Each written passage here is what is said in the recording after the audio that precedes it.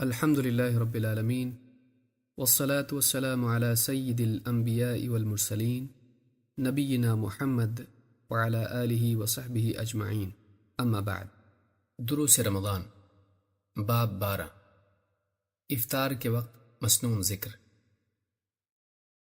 ابن عمر رضی اللہ تعالیٰ عنہ فرماتے ہیں اللہ کے رسول صلی اللہ علیہ وسلم جب افطار کرتے تو فرماتے ذهب الظمأ وابتلت العروق وثبت الاجر انشاء اللہ. پیاس چلی گئی، رگیں تر ہو گئیں اور اجر پکا ہو گیا انشاءاللہ. اس حدیث کو امام ابو داؤد اور حاکم نے روایت کیا ہے. روزہ صبر کی تربیت ہے اور افطار شکر کی. ایک مومن بندے کے دل میں افطار کے وقت جو جذبات ہونے چاہیے انہیں اللہ کے نبی صلی اللہ علیہ وسلم نے اسی مختصر سی دعا میں سمیٹ لیا ہے. دن بھر کی بھوک پیاس سے گزر کر ایک روزہ دار جب افطار کرتا ہے تو افطار اس کے دل میں اللہ کے لیے شکر اور احسان مندی کی جذبات پیدا کر دیتی ہے.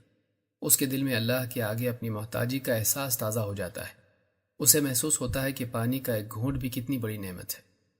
اگر اللہ اس کی بھوک پیاس مٹانے کے لیے غذا اور پانی کا انتظام نہ کرتا تو بھوکا پیاسا ہی مر جاتا. صبح سے شام تک کھانے پینے سے محرومی اس کے دل میں اللہ کا شکر اور اس کی دی ہوئی نعمتوں کی قدر پیدا کر دیتی ہے. لیکن افطار کے وقت مومن بندہ کھانے پینے کی لذت میں کھو نہیں جاتا بلکہ وہ اپنی اس افطار کو آخرت سے جوڑ کر دیکھتا ہے. اپنے روزے کی تکمیل اس کے دل میں اللہ سے ملنے والے اجر کی امید اور بھی بڑھا دیتی ہے.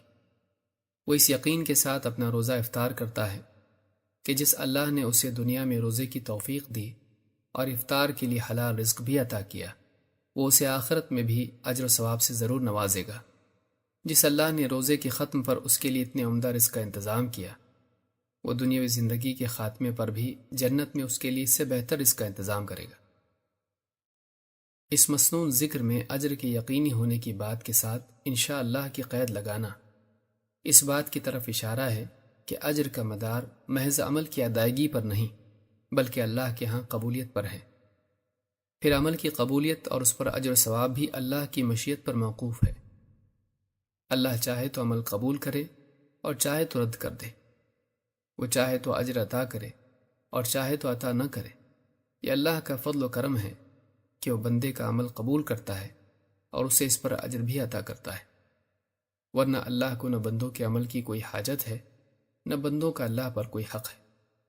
لہٰذا اجر کے تمام تر یقین اور امید کے باوجود بھی ایک مومن بندہ اس بات کو ضرور یاد رکھتا ہے کہ اگر اللہ کے ہاں میرا عمل قبول ہونے لائق رہا تو ہی اجر ملے گا ورنہ نہیں. یہ چیز اس کے اندر فخر کی بجائے تواضع اور انکساری پیدا کر دیتی ہے. روزہ افطار کرنے کی اس نبوی دعا میں اس حقیقت کی طرف بھی اشارہ ہے کہ عمل کتنا ہی پرمشقت کیوں نہ ہو اس کی یہ مشقت وقتی ہے لیکن اس کا اجر و ثواب دائمی ہے.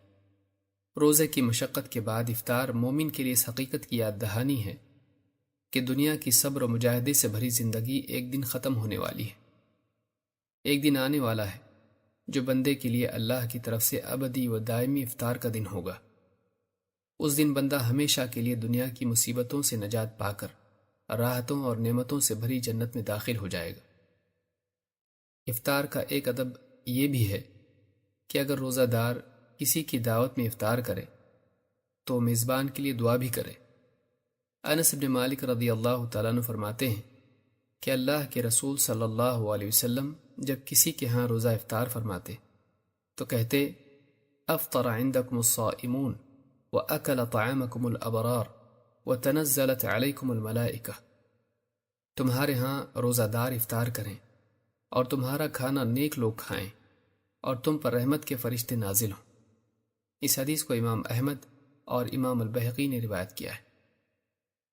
عبداللہ ابن الزبیر رضی اللہ تعالیٰ عنہ فرماتے ہیں کہ اللہ کے رسول صلی اللہ علیہ وسلم جب کسی کے ہاں افطار کرتے تو یوں دعا دیتے افطر عندکم الصائمون وصلت علیکم الملائکہ.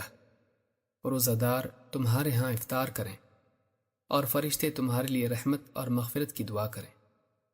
اس حدیث کو امام الطبرانی نے روایت کیا ہے. ان دعاؤں میں 3 چیزیں ہیں. پہلی چیز یہ کہ تمہارے ہاں روزہ دار افطار کریں. یہ میزبان کے لیے روزے داروں کا اجر پانے کی دعا ہے، کیونکہ افطار کرانے پر روزے دار کے مثل اجر ملتا ہے۔ دوسری چیز یہ کہ تمہارا کھانا نیک لوگ کھائیں۔ نیک لوگوں کو کھلانا ان کی دعا کا حقدار بننا ہے، اور اس کھانے سے تقویت پا کر وہ جو بھی نیک اعمال کریں گے ان کے ثواب میں شرکت ہے۔ تیسری چیز فرشتوں کی دعا کا مستحق بننا ہے، جو شرف بھی ہے اور نجات کا ذریعہ بھی۔